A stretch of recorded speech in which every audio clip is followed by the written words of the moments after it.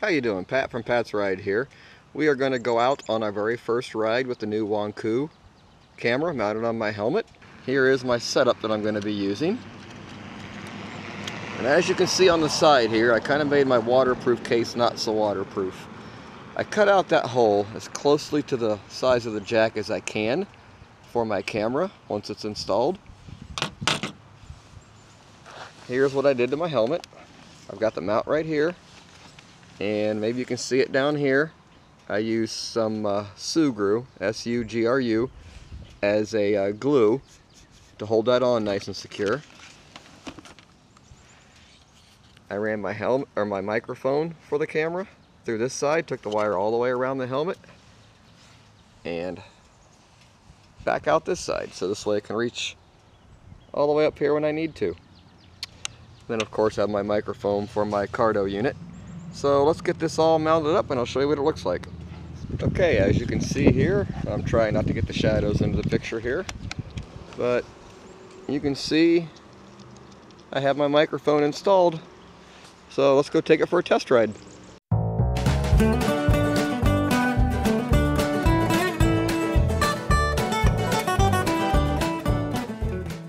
Here we are, it's March 9th, Saturday in Ohio.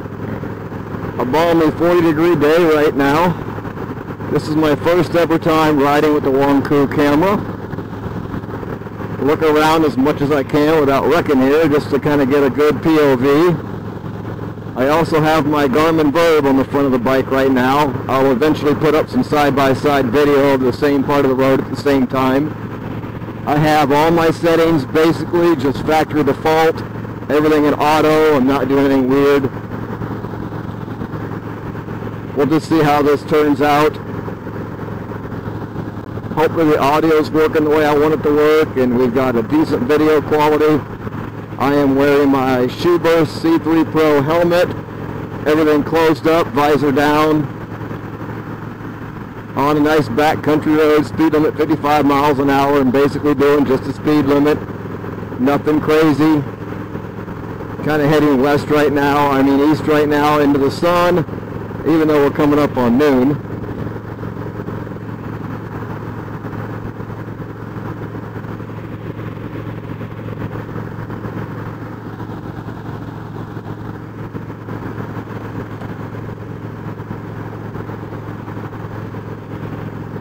A negative I found already with this camera, with it in the waterproof housing, it's kind of hard to know you've actually pushed the buttons, especially with gloves on. And there's no easy way to look in my rear view mirror to make sure I actually have it recording. So right now, that's a big negative right now, because I could be going along just talking to myself, fat, dumb, and happy, and not be recording the thing. I wouldn't know any better. The one thing about this camera is it takes about 3 to 4 seconds before it actually boots up and turns on. So I hold the button 3 or 4 seconds and just count to myself 1/1000. And then I have to push the button to make sure it records, to make sure it stops. Heck, right now I think I'm recording. I'll find out when I get home, huh? Actually, I'm going to go up here to this church parking lot where I like to do, this is my test ride route here, and make sure I'm recording. If so, I'll use a little bit of this video. We had a little S-curve up here. I will do a split screen between the Wongkuo and the Garmin. Not going to do anything stupid. There's still lots of salt and gravel on the road. Tires are cold, riding skills are rusty.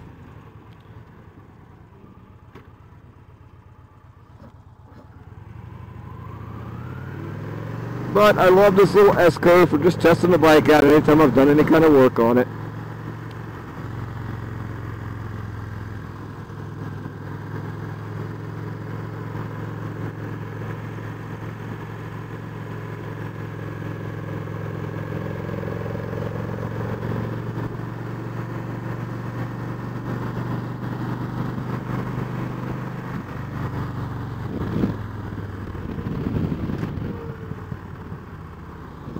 We're going to pull over here into this church parking lot for just a minute and see what's going on.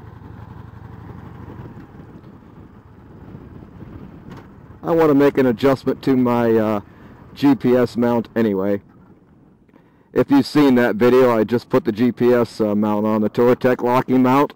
This is my first ride with it also. Now we're just going to cruise around the back roads here a little bit. Get a couple more miles on the bike. Get ready for the new riding season that's upon us.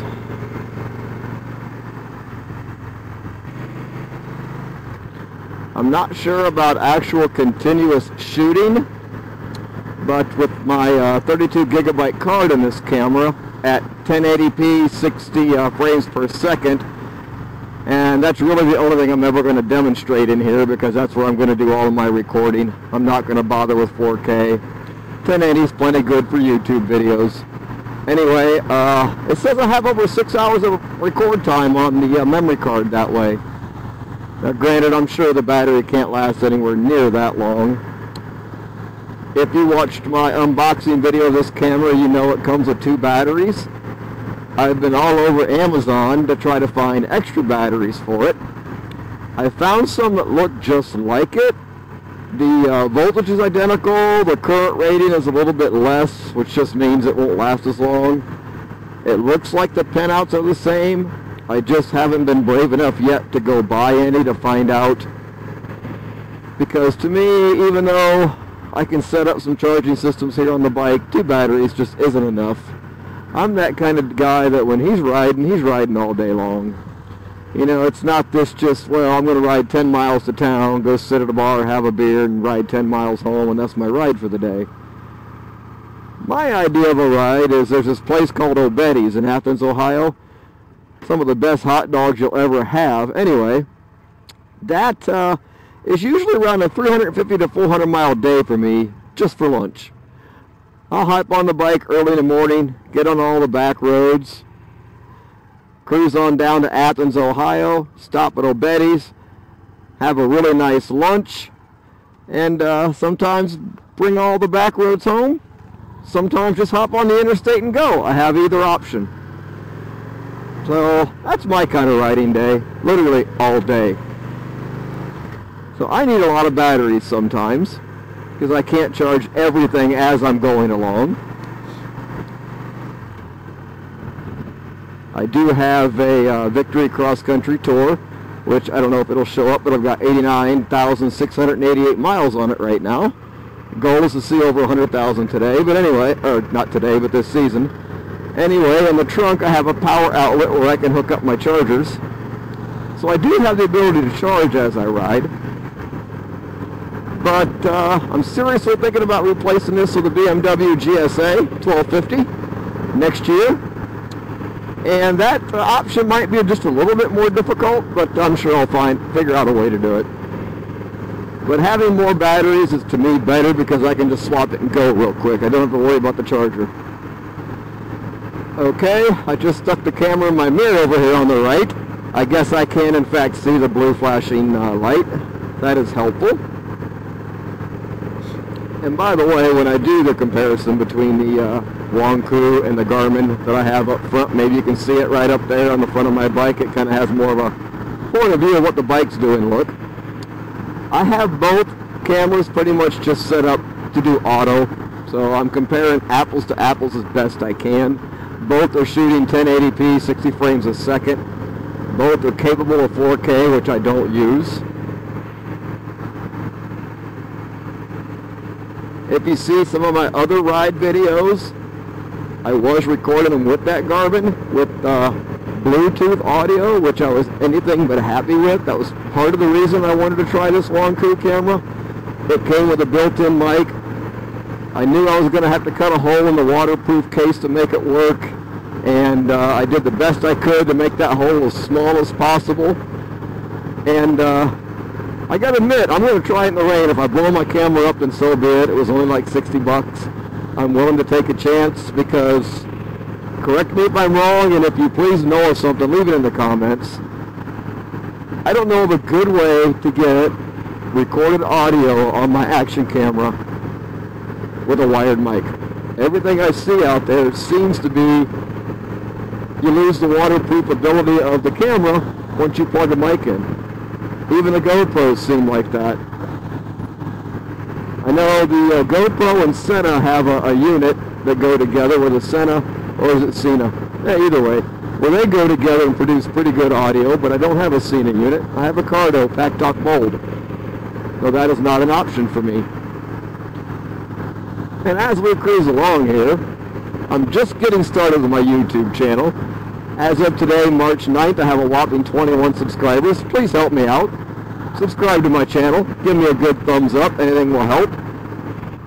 Let me take you through a quick tour of the Findlay State Park, just outside Wellington, Ohio, in case you're interested.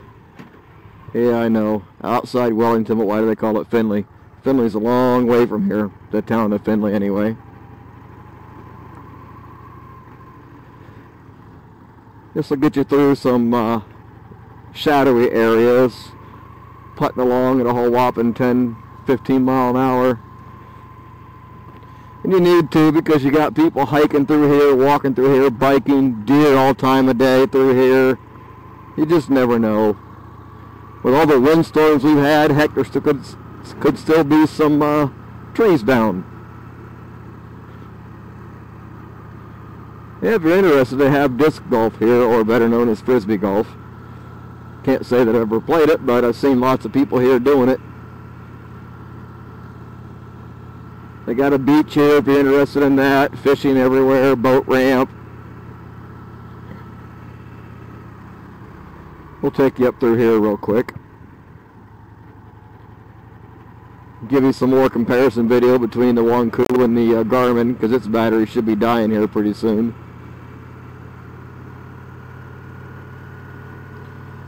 Once I figure out if I really like the helmet placement here, I will get rid of the screw mounts and go with some stainless steel screws that are Allen wrench style. I've already had this loosen up on me just a little bit just by messing with the buttons. Well, we got a few people out. Way up in the distance, the geese are walking on the lake because it's still ice. Not enough where you could safely walk on it.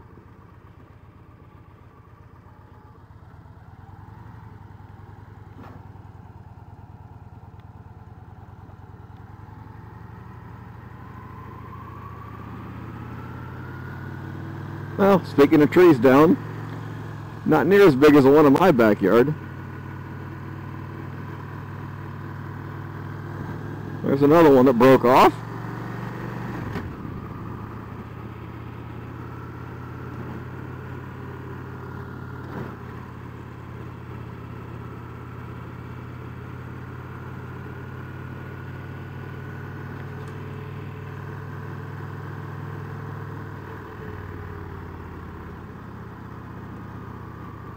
We will go back here to the boat ramp real quick.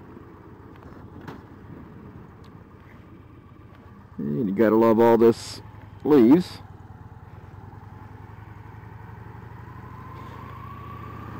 Actually had some deer blocking the road and a tree blocking the road right here the one day I come through.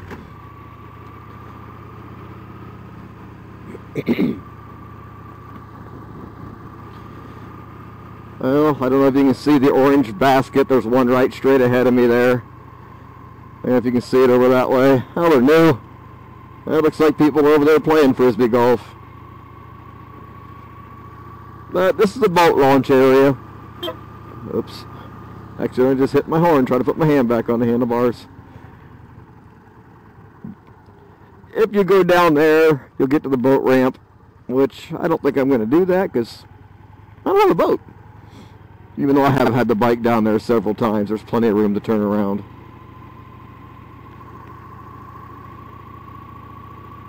You know what? Let's just go down there real quick. What do you think?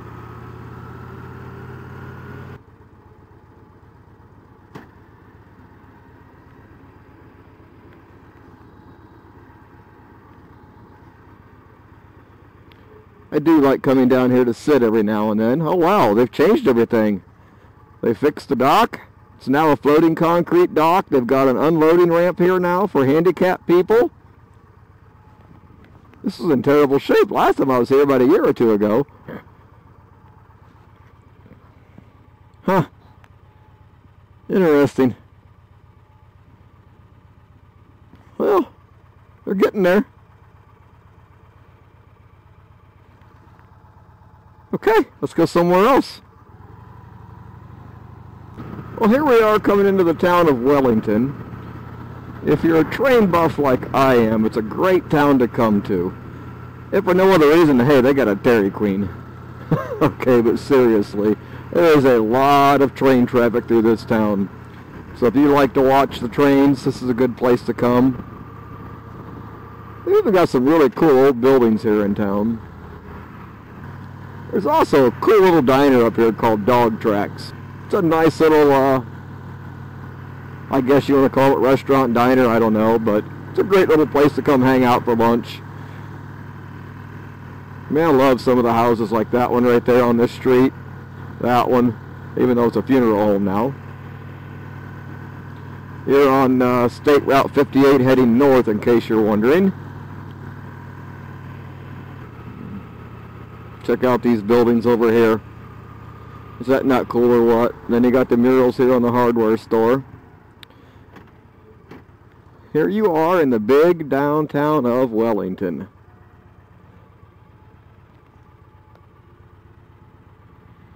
It's a Wellington Town Hall, 1885. I'm hoping this really shows up well in front of me. You used to cross the tracks up here, which really backed up this square. You still have to over there to the, I guess that would be the west. But now, instead of going straight right here like we used to, they divert you down and under the tracks. And they did a beautiful job of it.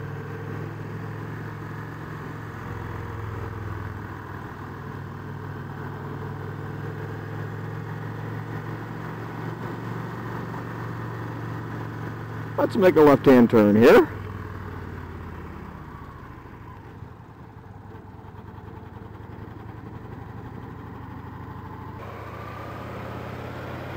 Okay, let's get back on the right side of the tracks.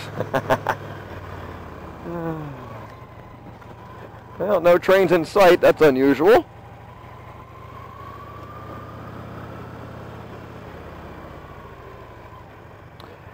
This is the downtown looking east. We came from the right up there at the light. We're going to make a left here, though. And that is the Dog Tracks Diner right there I was just talking about. Let's go have some lunch.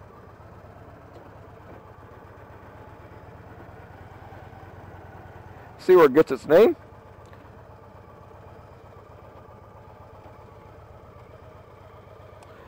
We'll have lunch at the diner. I'm not going to film inside. I don't want to make anybody uncomfortable.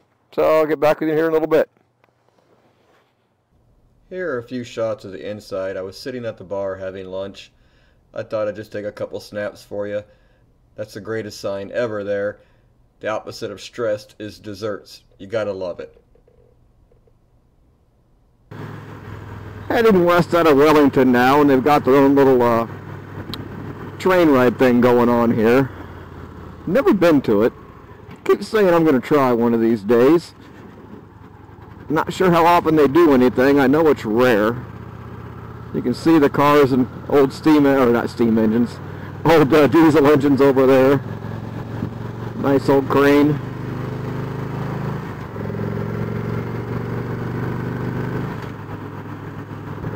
Okay, I have both units recording again. I also have my Garmin recording voice this time. I didn't have that earlier. I had that function turned off. This way you'll get to see this little shot of video twice, and you'll get to hear the sound quality difference between the two. I'm just talking in a very normal, little bit hushed voice, not overly loud. Okay, I have both units recording again. I also have my Garmin recording voice this time. I didn't have that earlier. I had that function turned off. This way you'll get to see this little shot of video twice, and you'll get to hear the sound quality difference between the two. I'm just talking in a very normal, little bit hushed voice, not overly loud. Well, at this point, I think I'm going to end this Wongkuo first ride video. see if there's anything I might need to adjust or fix or correct. Anyway, you get to see it just like I do. I'm doing a dual recording right this second with my Garmin Verb audio and video, as well as the Wongkuo audio and hardwired, I should say, hardwired audio and video. It'll be a good comparison of the audio quality. And like I said before, if you like any of my videos, please subscribe, hit the thumbs up button, leave some comments below, and until next time, see you later.